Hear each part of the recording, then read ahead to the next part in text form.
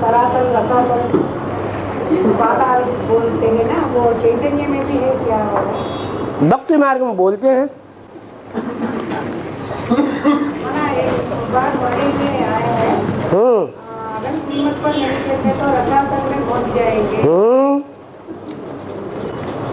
जो बाप की श्रीमत पे नहीं चलेंगे तो या तो मनमत पे चलेंगे या कोई न कोई देहधारी धर्मगुरु की मत पर चलेंगे।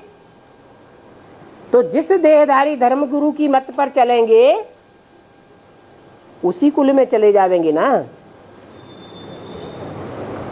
तो कोई नीचे ते नीचे देहधारी धर्मगुरु है नास्तिक धर्म का,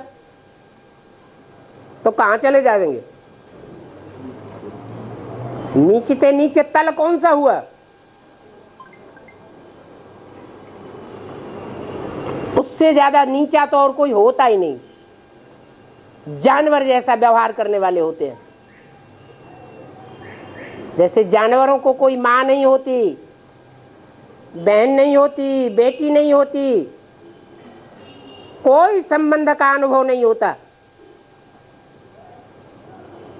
ऐसी जिंदगी बन पड़ती है। तो कहां चले गए? रसातल में चले गए।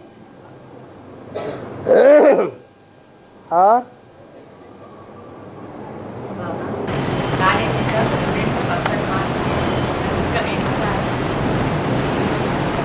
बहुत ऊंची पढ़ाई पढ़ लेते हैं ना तो उनको अहंकार चढ़ता है कि नहीं है? बहुत अहंकार चढ़ जाता है। तो अपनी गैंग बनाते हैं। गैंग बनाए बनाए फिर आक्रमण करते हैं। और जो न्याय देवता होता है, न्याय देवता, परंतु उधर जो अदालत में दिखाता है देवी का रूप में दिखाता है, स्त्री का रूप में दिखाता है, कहते हैं न्याय देवता है। रुद्रमाला का मणका रहा होगा। रुद्रमाला का मणका पुरुष होता है या स्त्री होता है? हैं? पुरुष ही होता है। भाव स्वभाव संस्कार ज्ञान में देखा जाता है, देह थोड़ा ही देखी जाती है।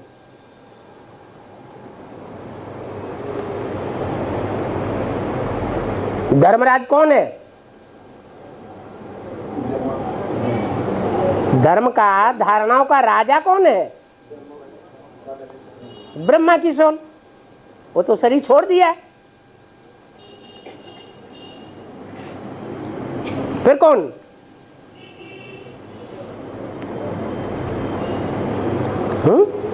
ब्रह्मा को तो देवता कहा नहीं जाता। ब्रह्मा तो जन्म में प्रवेश करता है और नहीं तो और नंबरवार बच्चों में प्रवेश करता है।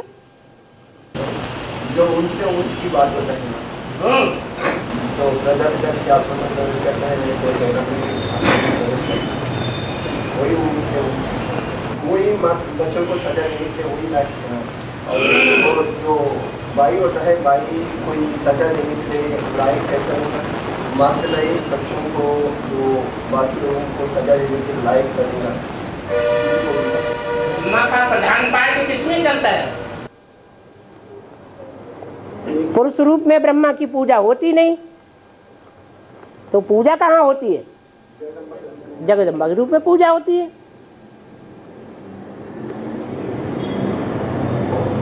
और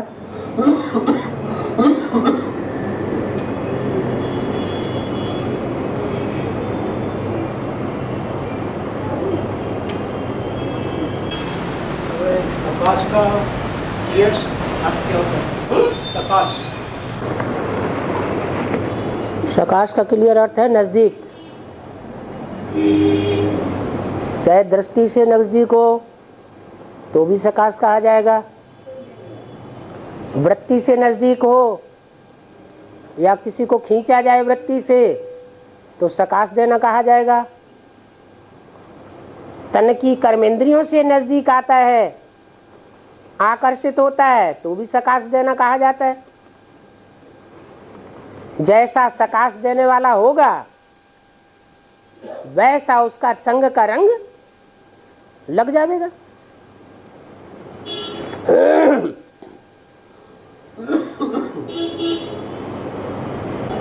बाबा तो बहुत पाप कर्म करते हैं, उसको एक ही जगह बोला ना, तब तक तो परंदा में 5,000 साल परंदा में रहता है बोला। लास्ट में जब वो विनाश होता है उस टाइम पर लोग एक बार उतर करके फिर वो मक्खी मच्छर जैसा फिर वो वापस जाता है बोला ना। तो बहुत थोड़ी टाइम में क्या इतना पाप कर्म किया वो 5,000 साल वहाँ बैठने के लिए। मक्खी मच्छर है ना, मक्खी मच्छर है और ह्यूमन मक्खी मच्छर हो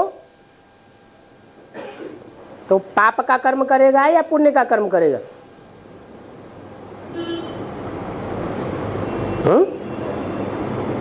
जैसे दुख देने वाले जो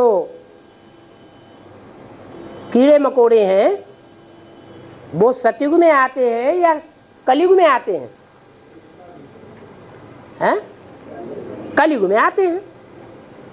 कीड़े मकोड़ों का काम क्या होता है? दुख देना, कांटा मारना या सुख देना? कांटा ही लगाते हैं।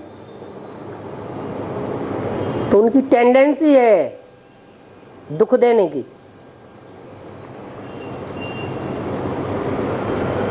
तो जिनकी टेंडेंसी है दुख देने की उनका पाप कर्म ज्यादा होगा, या जो देव आत्माएं रह चुकी हैं सत्युग त्रेता में, सुख देने का उनके अंदर मादा ज्यादा है, वो पाप कर्म ज्यादा करेंगे।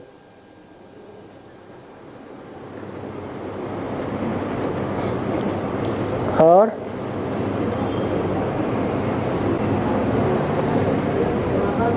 जो भी भक्ति मार्ग के चित्र है उसमें देवी देवताओं का बाल छोड़े हुए से जैसा दिखाते हैं, और त्रिमूर्ति में ब्रह्मा बाबा को वैसा है। ब्रह्मा बाबा क्या देवताएं हैं? नहीं। ब्रह्मा बाबा को देवता समझ लिया क्या है? फिर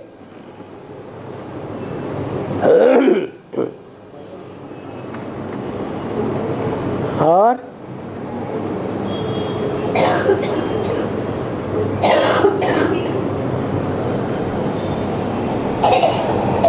देवताओं को जो लंबे लंबे बाल दिखाए हुए हैं सुलझे हुए, वो इस बात की निशानी है कि उनकी ज्ञान की जटाएं सुलझी हुई हैं, कोई मुझाहट अंदर में नहीं है, इसलिए प्रसन्न चित्त है। आज भी साधु सन्यासी होते हैं तो उनकी जटाएं दिखाई जाती हैं, उलझी हुई जटाएं दिखाते हैं या सुलझी हुई दिखाते हैं? उलझी हुई दिखाते हैं। मैंने ज्ञान का सूत उनका सारा मुझा हुआ है, वो सृष्टि के आदि मध्य अंत को क्लियर नहीं कर सकते। और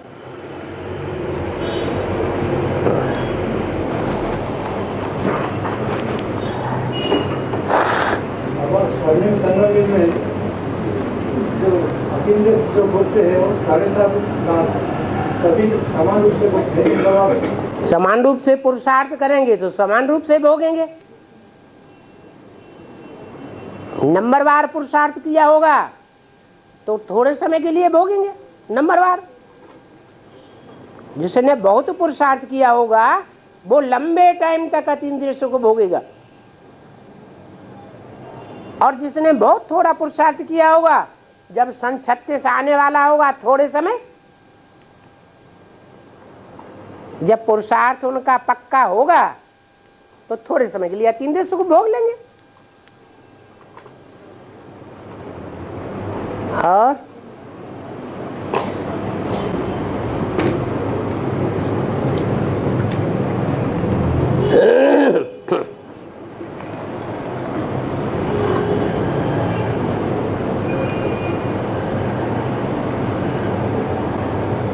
जो अतीन्द्रिय सुख भोगते हैं इसका निशानी क्या है? उनकी इंद्रियों के सुख में आकर्षण ही नहीं होगा।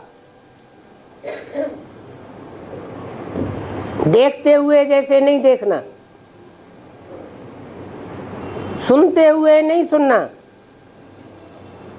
कान इंद्रियां है ना, लेकिन कानों से जो सुनते हैं और आंखों से जो भी देखते हैं देह और देह के पदार्थ, उनमें उनका कोई लगाव साबित नहीं होगा। क्योंकि जानते हैं ये सब विनाशी अल्पकाल का है। आज दिखाई पड़ता है, कल भस्म हो जाएगा।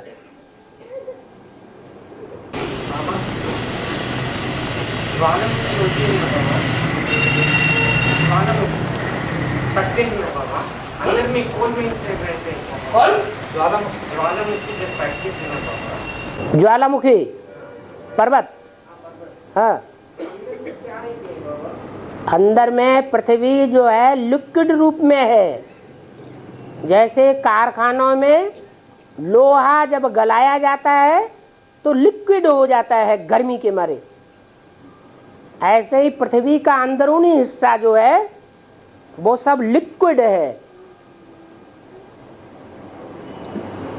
और जब पृथ्वी डोलायमान होती है तो वो लिक्विड हिस्सा उसको ऊपर आने का रास्ता मिल जाता है और ज्वालामुखी फट पड़ता है।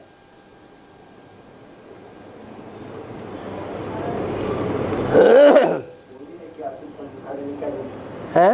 वही है क्या आसुर संहार नहीं करते? काहे का? जो जिनका अंत में जो सभी को असुरों को अंतिम करता है, कल वही रूप है क्या?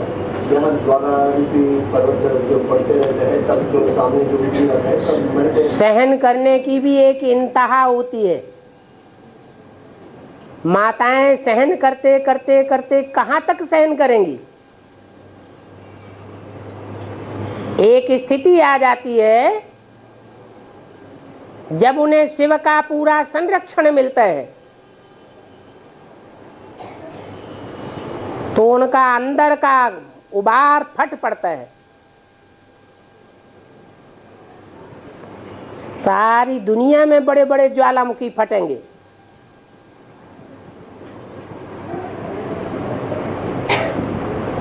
सबसे ज्यादा ज्वालामुखी भी जापान में कहते हैं। फिर जापान तो ज्ञान की जल की जो है, जापान ज्ञान की जल की है ना। फिर जापान जा पानी चला गया क्या है? हैं? पानी है इसलिए पानी अगर होता तो बौद्धी धर्म में से नास्तिक धर्म नहीं निकल पड़ता।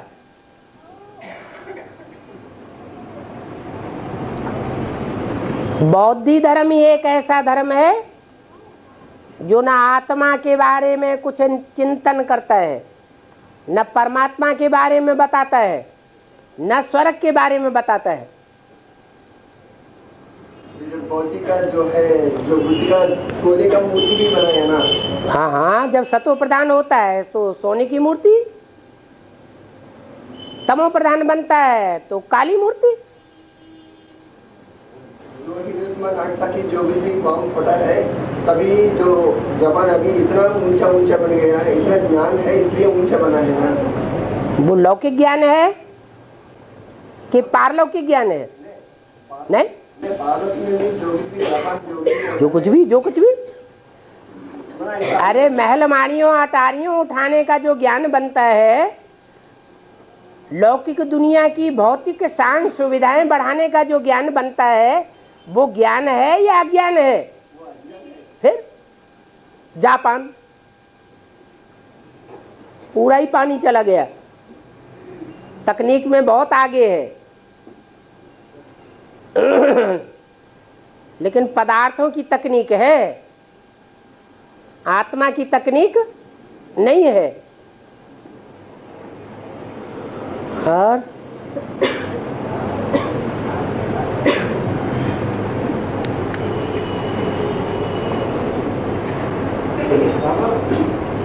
के आदमी सारी कहानी पूरा गजब करते हैं। हैं?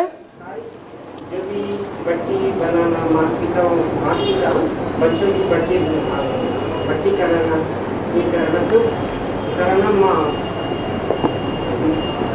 प्रजापिता की कहानी ना तो भर्ती के आदमी भी बना और कराची में भी बना क्या सुनाने वाले मनुष्य गुरु हैं आदि की कहानी, या हम सिर्फ बाबा की मुरली में से कहानी चुन रहे हैं? कहानी का अंश हमने बाबा की मुरली से चुना है, यह देहधारी गुरुओं ने जो बताया है उसको भी चुन लिया है।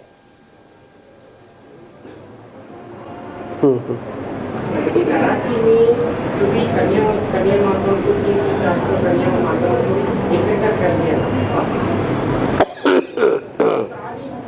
प्रजापिता ने किया जो कि आप मोदी में बोलते हैं। प्रजापिता ने तो 42 में ही शरीर छोड़ दिया। उसके बाद 42, 43, 44, 45, 46, 47 6 वर्षों के बाद कराची से मुरली निकलती चली आई है।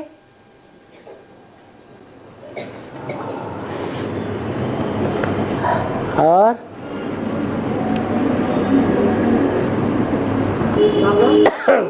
इससे पहले भी आधा विनाश हो जाता। हाँ जी, क्योंकि देवताई धर्म जो बाबा ने सिखाया था, बाबा ने जो देवताई धारणाएं सिखाई थी, उसकी मूल धारणा मैं आत्मा हूं, वो 50% खत्म हो गई। तो देवत्व खत्म हो गया। देवत्व खत्म हुआ तो आसुरी आत्माओं का आगमन हो गया। अद्वैतवाद जो चल रहा था दुनिया में, वो द्वैतवाद में परिवर्तित हो गया। दो बातें होने लगी। तो जहां द्वैत शुरू होगा वहां भूकंप तो आएगा। जैसे परिवार होता है, परिवार में लंबे समय से एक मुखिया का कंट्रोल चलता चला आ रहा है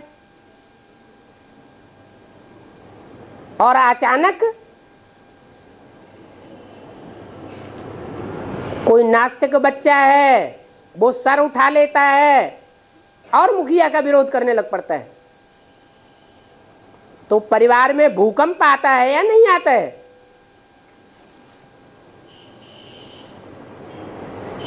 तो ये भी मनुष्य सृष्टि रूपी परिवार है।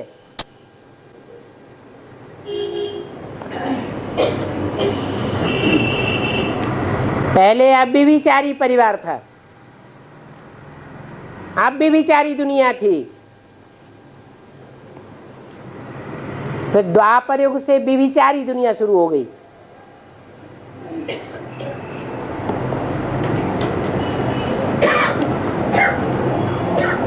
जहां जहां व्यभिचार पनपता है वहां हड़कंप होते हैं।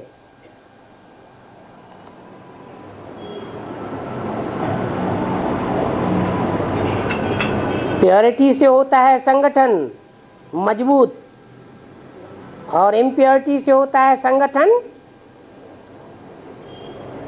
टूटने फूटने का काम। और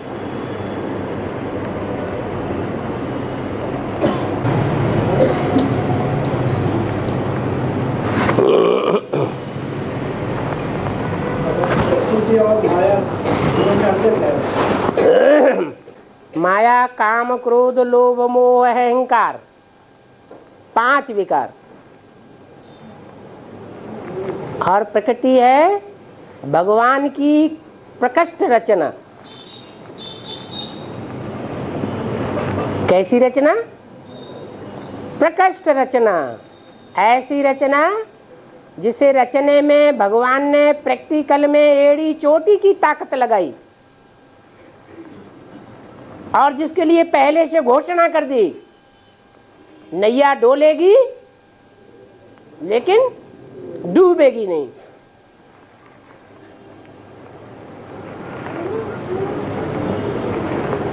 वो है प्रकृति।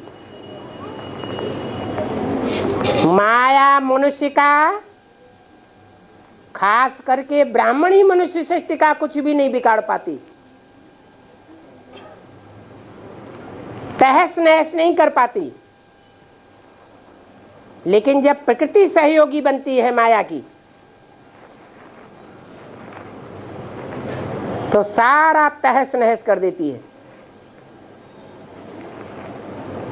ज्यादा पावरफुल कौन हुई है? प्रकृति। लेकिन माया का सहयोग लेना पड़ता है, क्योंकि प्रकृति है जड़त्वमयी बुद्धि और माया है चैतन्य। प्रकृति कहा जाता है मंदोदरी को, जिसका मंद उदर है, जिसका बुद्ध रूपी पेट मंद है। भगवान के साथ रहते हुए भी भगवान को नहीं पहचान पाती। और माया, माया रावण पहचानता है कि नहीं पहचानता है? है? अरे माया रावण अंदर से पहचानता है या नहीं पहचानता है? पहचानता है ये रावण है। तो बुद्धू कौन है और बुद्धिमान कौन हुई? माया हो गई बुद्धिमान। लेकिन बुद्धू इसमें बन जाती है कि जिसको पहचाना है उसी का विरोध करती है।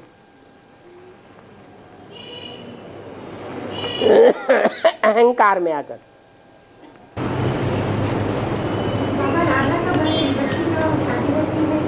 है शास्त्रों में लिखा हुआ है कि राधा का शादी हो गया तो नाम है और में तो राधा की शादी नहीं होती।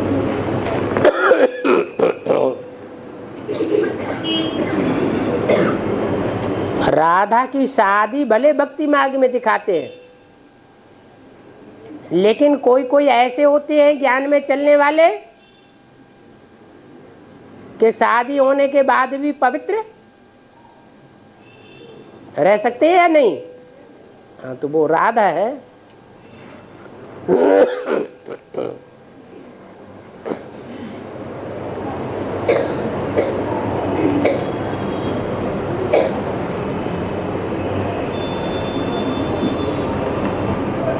बेसिक नॉलेज में कन्याएं सरेंडर होती है, प्रैक्टिकल में किसके लिए सरेंडर होती है? हैं? निराकार के लिए। निराकार के लिए सरेंडर कहा जाता है। किसके डायरेक्शन पर चलना पड़े? हैं? दीदी दादियों के डायरेक्शन पर। दीदी दादियां नजदीक होती हैं उनके, और तो जो भाई सेंटर खोलता है, सेंटर की जिम्मेवारी लेता है, उनको सौंप दिया जाता है। तुम्हारा ये घर गृहस्थ है, चलाओ।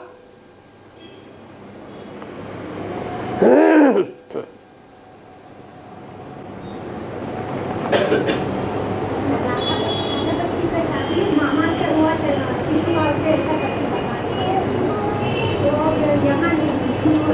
साउथ साइड में कोई ऐसा नहीं लिखा गया है कि राधा का शादी होती है, खाली राधा कृष्ण का याद नहीं है।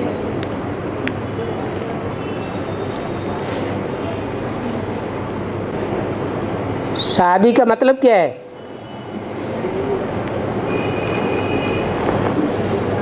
हैं? शादी का मतलब क्या है? सत्युग त्रेता में शादी होती है या बिना शादी के होते हैं? हैं? शादी साध माना नहीं होता है, लेकिन फिर किस आधार पर बच्चे पैदा हो जाते हैं? हैं? इंद्रियों का मेल होता है ना, होता है कि नहीं? हाँ, तो यहाँ भी यही धंधा है। बाबा ने तो किसी मुरली में कहा नहीं कि कन्याएं माताएं और पुरुष बैठ करके एक साथ दृष्टि का मेल करें। इंद्रियां, आंखें भी इंद्रियां हैं या नहीं है? हैं? और बाबा सृष्टि और ड्रामा, सृष्टि मनुष्य के लिए और कीड़े मकोड़े जानवर सबके लिए होता है, और ड्रामा मनुष्य के लिए केवल। ड्रामाबाजी करता कौन है? कीड़े मकोड़े ड्रामाबाजी करते हैं या मनुष्य करता है? तो जो करता है उसी के लिए ड्रामा है।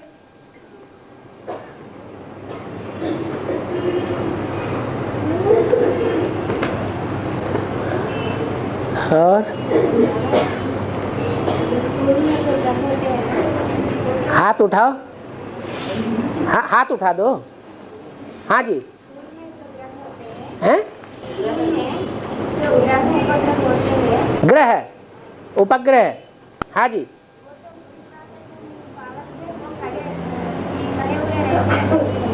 हैं? हाँ, एक दूसरे के आकर्षण के आधार पर खड़े रहते हैं। हाँ जी, खड़े नहीं रहते हैं, एक दूसरे का चक्कर काटते रहते हैं। हैं? हैं? हाँ,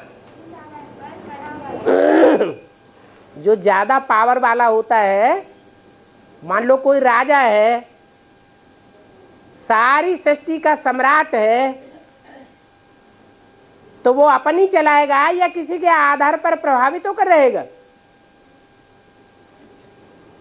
है? क्या होगा? अपन ही चलाएगा, सारी दुनिया उसके चारों तरफ चक्कर काटे, वो किसी का चक्कर काटने वाला नहीं हो सकता। बाकी सब है नंबरवार, तो एक दूसरे का चक्कर काटते रहते हैं, एक दूसरे से आकर्षित होते रहते हैं, प्रभावित होते रहते हैं। प्रभावित होना माना प्रजा।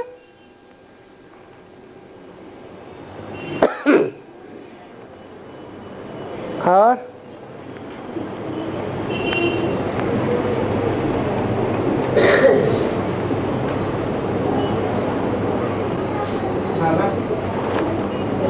कैसे जान सकते हैं कि हमारे में पुण्य की गाथा ज्यादा है या पाप की? खुशी ज्यादा बढ़ती है और लगातार खुशी रहती है, तो अंदर में समझना चाहिए हमारे पुण्य का खाता बढ़ गया।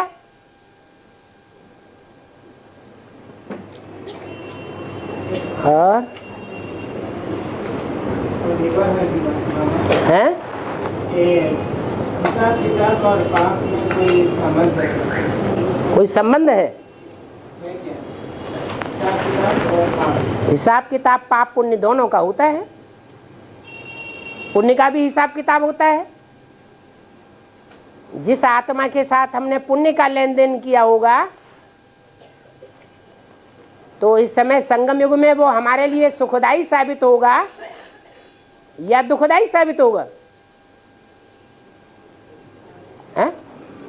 सुखदायी साबित होगा। जिसके साथ पाप का लेन देन ज्यादा हुआ होगा, वो दुखदायी साबित होगा। हैं? हाँ, संगम युग में ही तो पता चलता है कि किसके साथ हमारा कैसा कैसा हिसाब किताब रहा है। मान लो कोई आत्मा आदि से लेकर के अंत तक हमारे लिए सुखदाई रही है संगम युग में, तो उसके साथ हमारा पुण्य का खाता है या पाप का खाता है? हैं? पुण्य का ही खाता है। और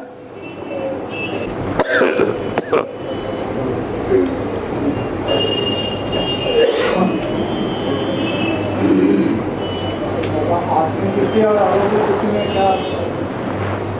आत्मिक तृप्ति और अलौकिक तृप्ति,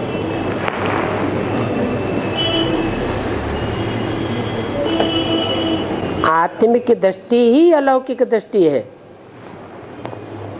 और दैहिक दृष्टि ही लौकिक दृष्टि है।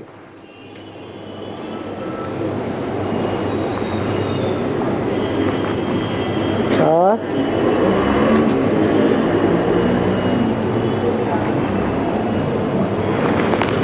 हाँ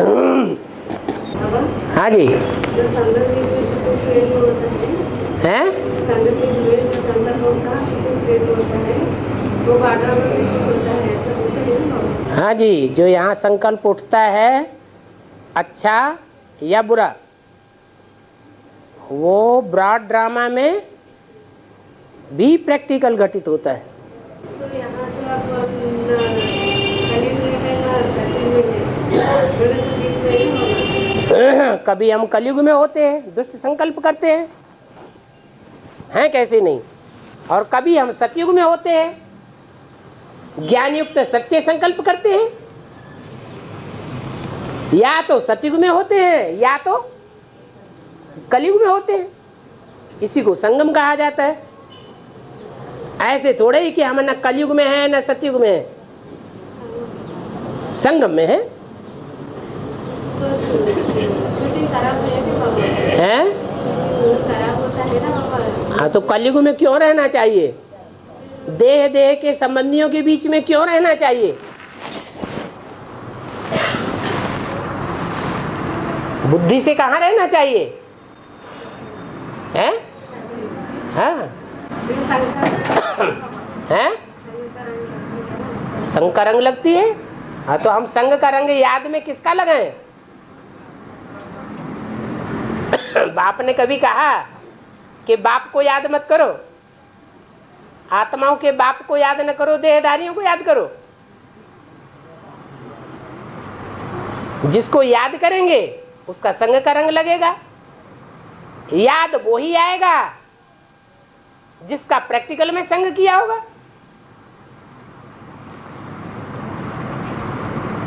ऐसे नहीं हो सकता कि प्रैक्टिकल कर्मेंद्रियों से संग किया और वो याद ना आए।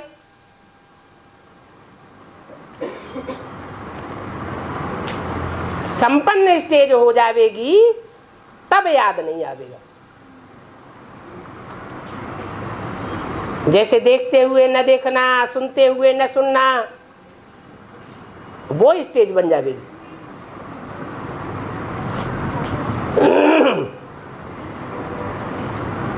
मान लो बस में बैठे हैं,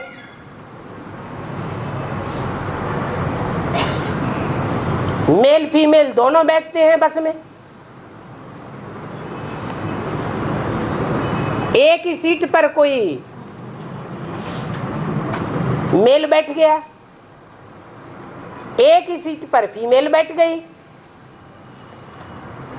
और संग का रंग लग रहा है कि नहीं लग रहा है? हैं? अगर बुद्धि में याद आया तो लग रहा है। अगर लगाओ बाप में, बाप की वाणी में, बाप की सेवा में, बाप की नई दुनिया में बुद्धि लगी हुई है, उसके साथ बैठते हुए भी, तो संग का रंग लगेगा? नहीं लगेगा।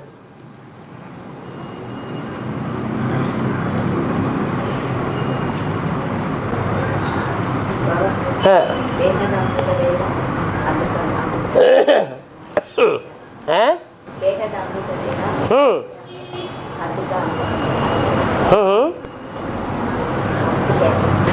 बेहद का अमृत वेला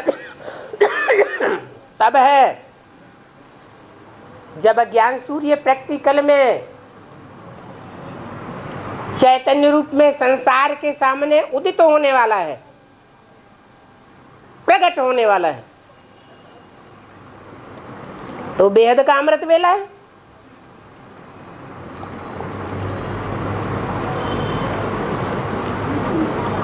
उस लास्ट टाइम पर जो जितना तीखा पुरुषार्थ कर लेते हैं उनके टाइम की बहुत वैल्यू हो जाती है।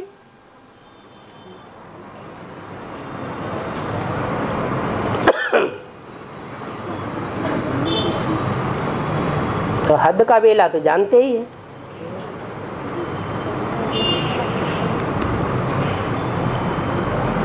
वो स्थूल सूर्य है, स्थूल सूर्य के उगने से पहले जो वेला होती है उसको हद का अमृत वेला कहा जाता है।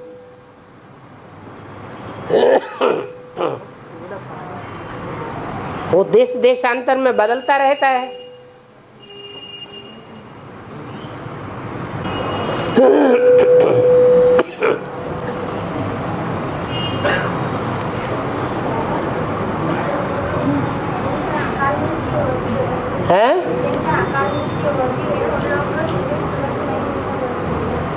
जिनका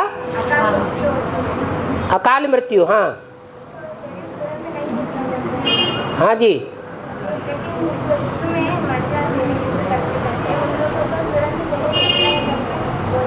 जिनका यज्ञ में जो पुरुषार्थ करते करते शरीर छोड़ देते हैं, युद्ध में वो कोई अकाले मौत है, वो तो जानबूझ के गए, या मरना है या मारना है। अकाले मौत कहाँ, वो तो पहले से जानते हैं कि हम काल से लड़ाई लड़ने जा रहे हैं।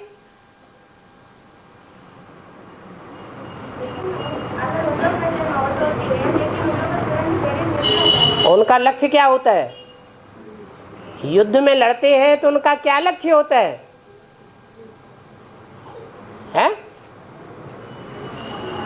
अपने देश की सुरक्षा करना लक्ष्य होता है या सामान्य लक्ष्य होता है?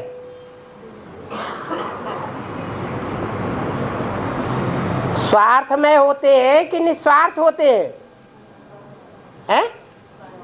निस्वार्थ होते हैं। तो जब लक्ष्य ही निस्वार्थ है तो आत्मा के नजदीक कहेंगे या रथ के नजदीक कहेंगे? हैं? काय के नजदीक हुए? आत्मिक स्टेज में है। हाँ, अगर आक्रमण करने वाला राजा और आक्रामक जो भी सेना है उनकी बुद्धि में है कि हम अपने राज्य की वृद्धि करेंगे,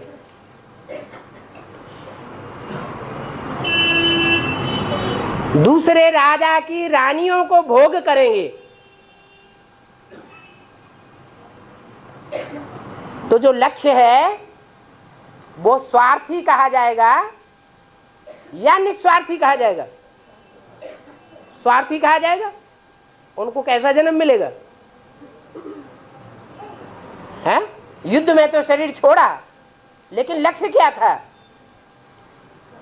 स्वार्थ का लक्ष्य था या निस्वार्थ देश रक्षा का लक्ष्य था?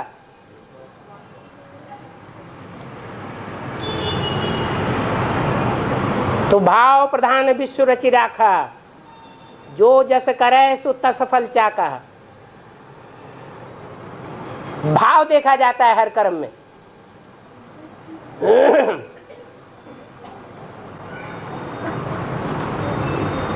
और समय प्रति समय नवग्रह का प्रभाव हर एक आत्मा पर पड़ता है ना। हाँ जी बोलो। तो में कैसे होगा? जैसे सूर्य ग्रहण पड़ता है तो सूर्य और पृथ्वी के बीच में क्या आ जाता है?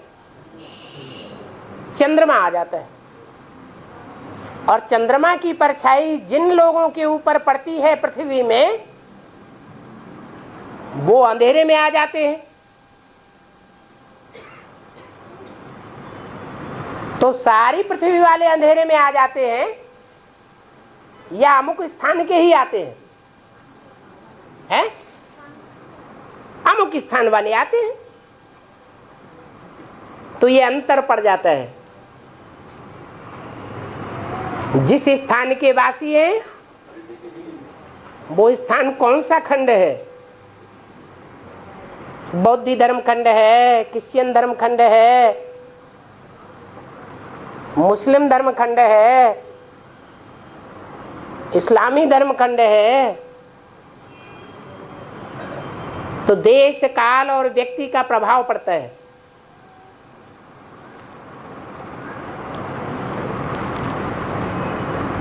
चाहे लौकिक में हो और चाहे अलौकिक में हो।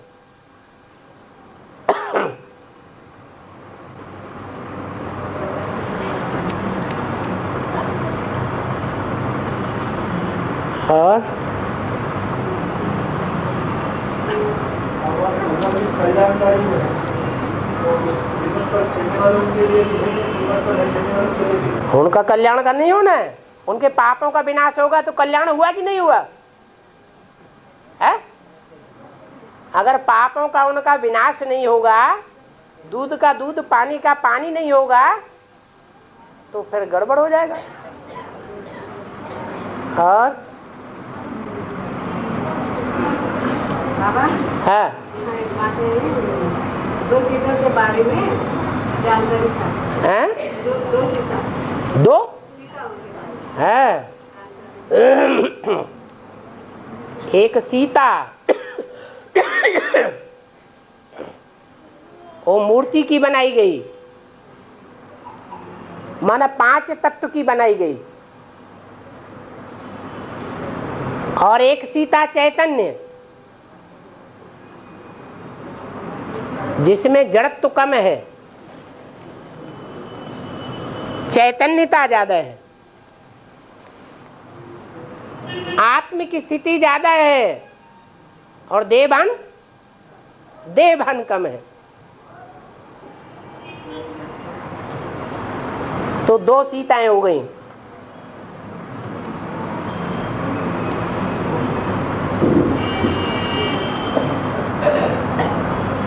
एक देह की स्थिति को धारण करने वाली तामसी स्टेज में,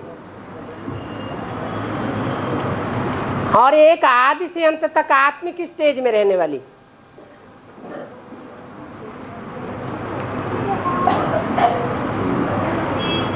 इसलिए उसका नाम पड़ता है गौरी और उसका नाम पड़ता है काली। तुम सब सीताएं हो, चाहे गोरी हो और चाहे काली हो।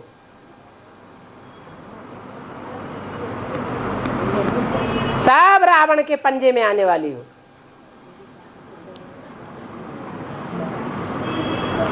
गोरी है वो भी रावण के पंजे में आती है, काली है वो भी रावण के पंजे में आती है।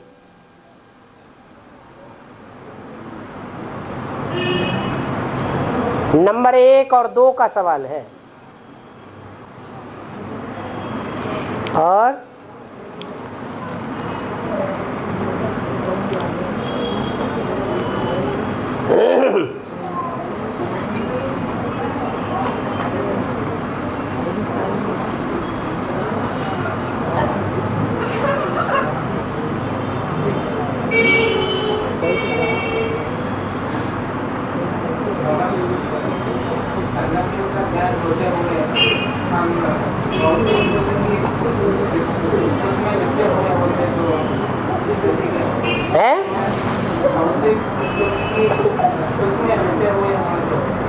संगम युग का ज्ञान है ही नहीं। बाबा तो कहते हैं सदैव पुरुषोत्तम संगम युग की याद बनी रहे तो भी कल्याण है। पुरुषोत्तम संगम युग याद आया और बाप भी याद आया। पुरुषोत्तम संगम युग होता ही तब है जब पुरुषों में उत्तम पुरुष की याद हो। इस सृष्टि का उत्तम से उत्तम पुरुष कौन है, ये बुद्धि में पक्का हो जाए।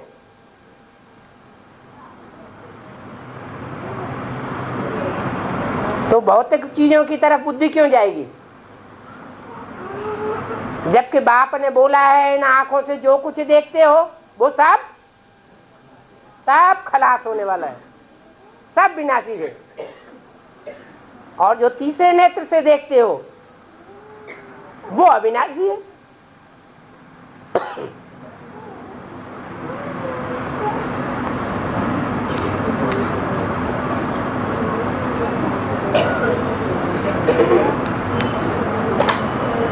तो जो आत्मा अविनाशी है उसके अनेक जन्मों के सुख के लिए पुरुषार्थ करेंगे या जो भौतिक सृष्टि के भौतिक वस्तुएं और भौतिक दुनिया में बुद्धि लगाने वाले मनुष्य देहधारी, उनकी तरफ बुद्धि का आकर्षण होगा। सर ये इंद्रियों से आकर्षित होने की आदत पड़ गई है, इंद्रियों की आकर्षण में रहने की आदत हो गई है। 63 जन्म की आदत किस लिए हुई है?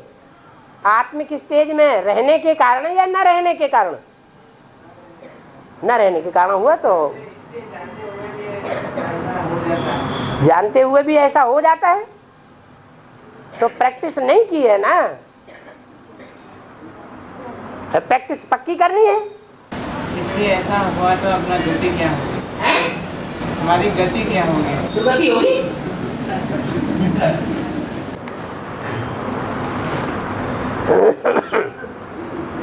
जानते हुए भी हम सुधारने का प्रयास न करें। कहाँ प्रयास कर रहे हैं? भूख लगती है तो खाना खाने का प्रयास करते हैं कि नहीं? हैं? फिर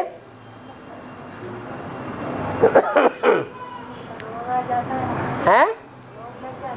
रोग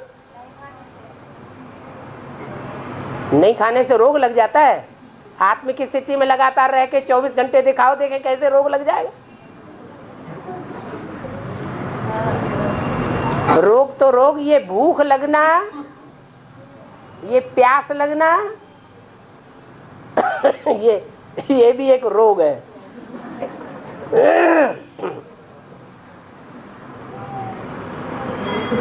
अंत में जब एटम बम फटेंगे तो जिनकी पक्की आत्मिक स्टेज होगी, उनको ना एटम बमों की दुर्गंध भी नाक में नहीं जाएगी।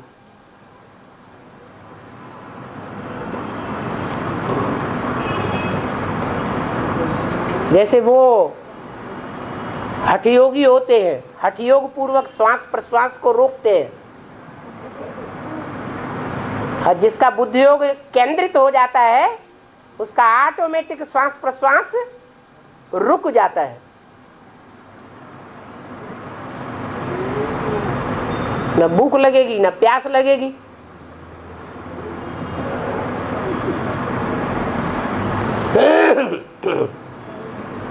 तो ऐसे ही है, जैसे कोई स्मैक खाने का आदी हो गया है और इसको स्मैक न मिले तो बीमार हो जाएगा या स्वस्थ रहेगा? हालत खराब हो जाएगी या हालत अच्छी रहेगी? है? हालत खराब हो जाएगी। तो ये भूख की भी बीमारी है। इसलिए बाबा ने पोतामेल में एक कॉलम रखा है, वो कॉलम में लिखना चाहिए कितनी बार खाया।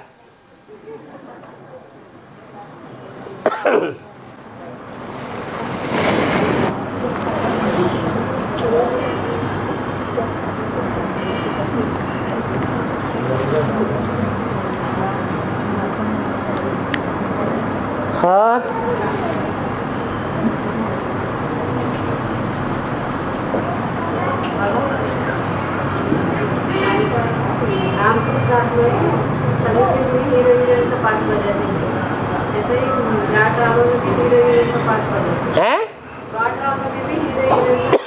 हाँ जी, वो कैसे? अरे ये भी नहीं समझ में आया अभी तक है? जो कृष्ण की आत्मा है वो रचना का पार्ट नहीं बजाएगी। फर्स्ट क्लास रचना बनेगी या नंबरवार रचना बनेगी? फर्स्ट क्लास रचना बनेगी।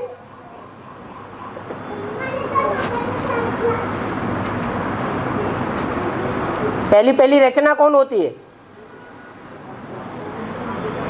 हैं? पहली पहली रचना माँ होती है। हाँ जी, उसका तो है ही माँ का पार्ट। संगम की दुनिया में वास्तव में माँ का पाठ बजाने वाली आत्मा कौन है? हैं? ब्रह्मा है। सहन शक्ति का पाठ किसने बजाया? है? ब्रह्मा ने बजाया।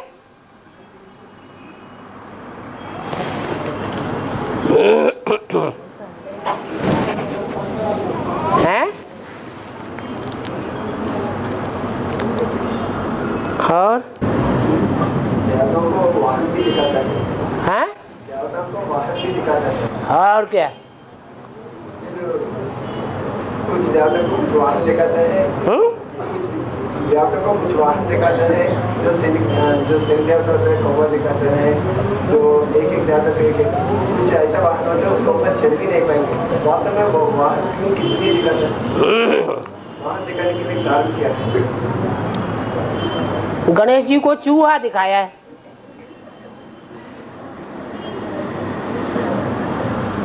चूहा तो चल भी नहीं पाएगा जल्दी, और उनका पेट तो इतना मोटा है।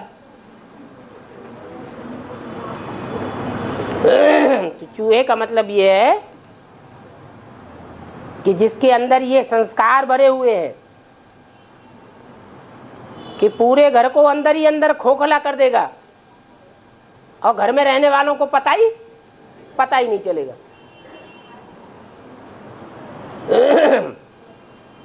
तो ऐसों का आधार लेता है।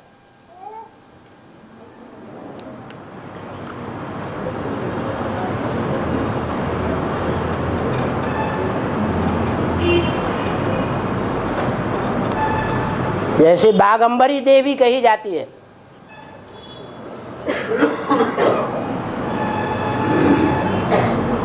किसका आधार लेती है?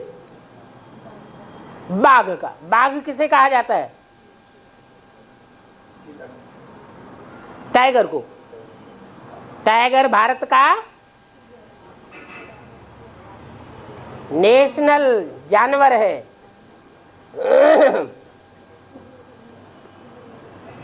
तो जो बागंबरी देवी है वो किसका आधार लेती है? हैं? टाइगर का आधार लेती है। त्रिमूर्ति में शेर कौन है? एक बागंबरी है और एक सिंह वाहिनी है। दो देवियां हैं ना? कौन कौन?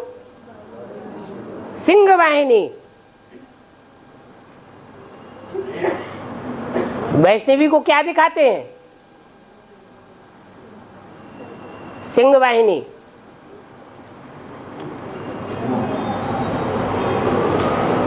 दुर्गा को दिखाते हैं।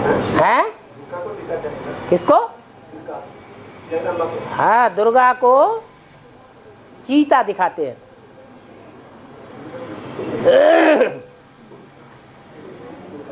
सारे दुर्गुणों का हरण कर देती है। और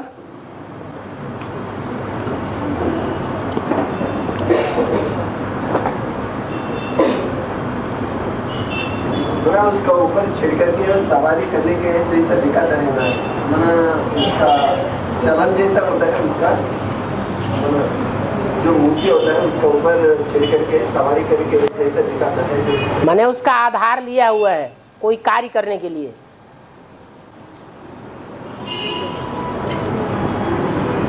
जब तक उसका आधार न ले तब तक कार्य संपन्न नहीं होगा।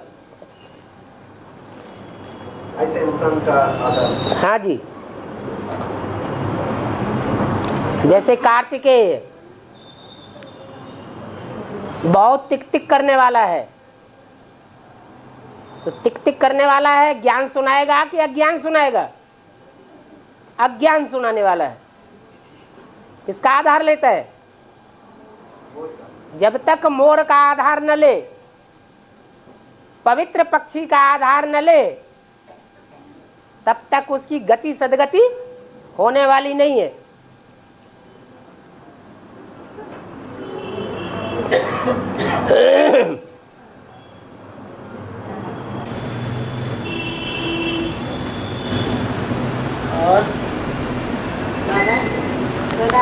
ना कल आ जा रहे ना होटल का अंत तक आते होते ना हाँ वो बीजों से नहीं होता वो बीजों से नहीं होता बीज नहीं होता कल आ जा बीजों के हाथ में नहीं होता हाँ वो रहता है अंत तक कैसा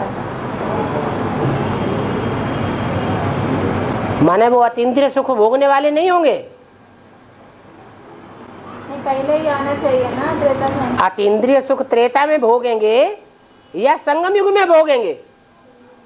है कहाँ भोगेंगे?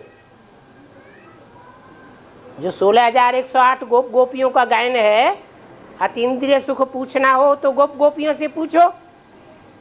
तो वो गोप गोपियां संगम युग में होते हैं या त्रेता के अंत तक होते हैं? वास्तव में कहाँ होते हैं? संगम युग में होंगे तो बीज ही होंगे। हैं? आते हैं त्रेता के अंत तक, क्योंकि उनमें बहुत से दास दासी बनने वाले होते हैं। शुरुआत में दास दासी बनेंगे, अंत में उनको कोट पतलून मिल जाएगी। कि छोटे मोटे राजा के यहाँ प्रिंस या प्रिंसेस बन जाएंगे थोड़े समय के लिए। सही छोड़ेंगे ना, दूसरे धर्म के होंगे, पुरुषार्थ कम किया होगा तो सही नहीं छोड़ना पड़े। शरीर में रहने वाले कितने बचेंगे बाबा? थोड़े ही बचेंगे। जो पक्के सूर्यवंशी होंगे, जिन्होंने बाप को ही फॉलो किया होगा। अगर बीज रूप होंगे तो कौन से बीज श्रेष्ठ होते हैं? जिन बीजों ने दूसरे बाप को फॉलो कर लिया वो श्रेष्ठ है थोड़े समय के लिए, या जिन्होंने आज से लेकर के अंत तक एक ही बाप को फॉलो किया उनका पुरुषार्थ तीखा होगा। तो विनाश की विभीषिका में कौन बचेंगे और कौन बह जाएंगे?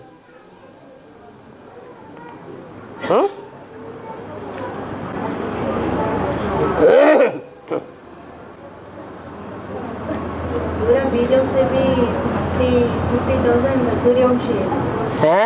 पूरा 7.5 लाख बीजों से भी 50,000 बीज है ना सूर्यवंशी का। हाँ जी, वो बचे। ठीक है। वो बचेंगे क्या?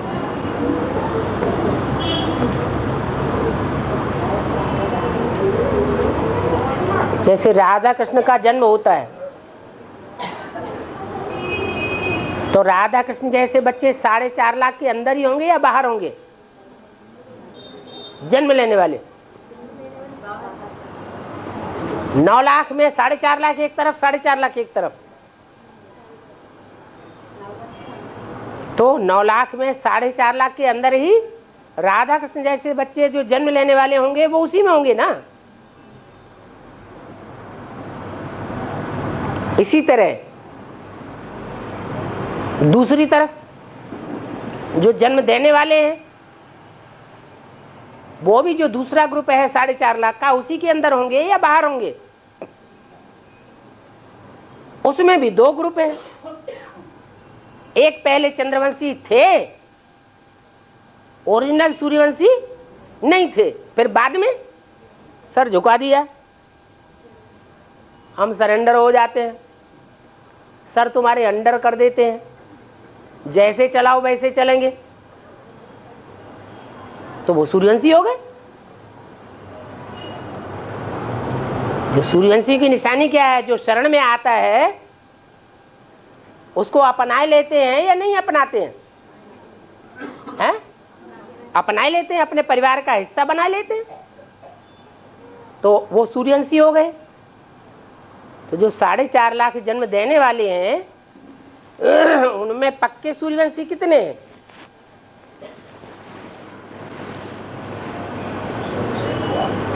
अरे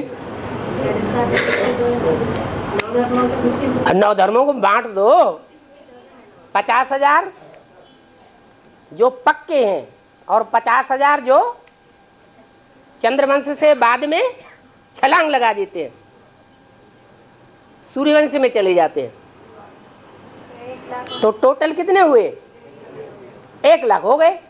जब रुद्र की रचते हैं तो मोस्टली कितने शालिग्राम बनाते होंगे? लाख शालिग्राम बनाते हैं। वो ही अविनाशी है और बाकी सब खेल कलासम जिंदाबादम भजगो इंदम। आखिरी कृष्ण कोई गीता का भगवान मान लेंगे। चलो